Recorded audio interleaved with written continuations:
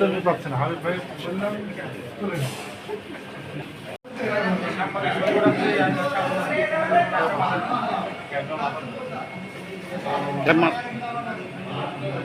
এখন ডাক দেন ভাই, শরীফুল ভাই ডাক দেন।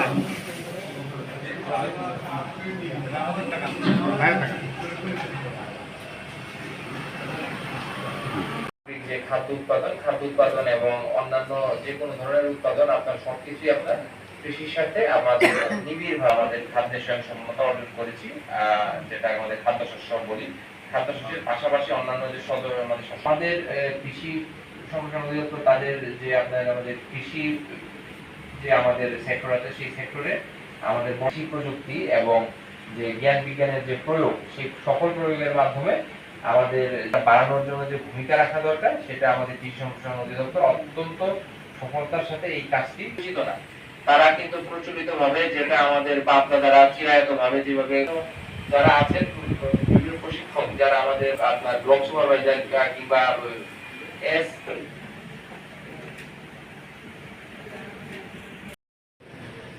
নিরাপদ খাদ্যের কথা তো আমরা জানি। মানুষের যত কঠিন রোগ ব্যাধি আসছে 8 বছর 10 বছর হয়ে যাচ্ছে, তার কোনো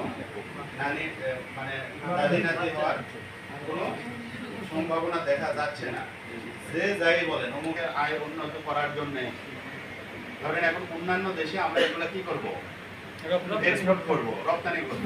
একটা উদাহরণ দিই, আম আমাদের দেশে হয়, ইন্ডিয়াতে হয়, আর হচ্ছে যে আমাদের এই সোজাই সাবট্রপিক্যাল অঞ্চল যেটা ব্রাজিল আর্জেন্টিনা এই অঞ্চলে হয়।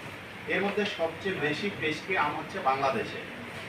ইউরোপিয়ান কান্ট্রিতে যখন আম নিয়ে কথা হচ্ছে তখন তারা বলছে তোমরা এই কথাটা শোনার জন্য আপনার সর্বদা কৃষকের সর্বদা এই জিনিসগুলো এই দল দল বেশ আছে। একটা বিষয়, একটা মেসেজ কৃষকের কাছে আসলো অথবা ডিডি স্যারের কাছে আসলো।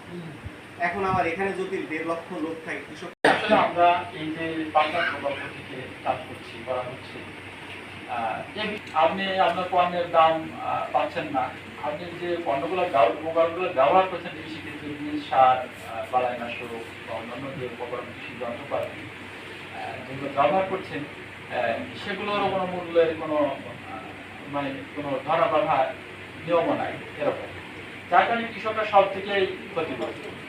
এখন এই পর্যায়ে থেকে যদি আমরা একত্রিত হতে না পারি, অন্যান্য সংগঠনের মতো যদি আমরা একত্রিত হতে না পারি, তাহলে কিন্তু আমাদের কৃষকদের স্বার্থ কখনোই রক্ষা হবে না। এখন যদি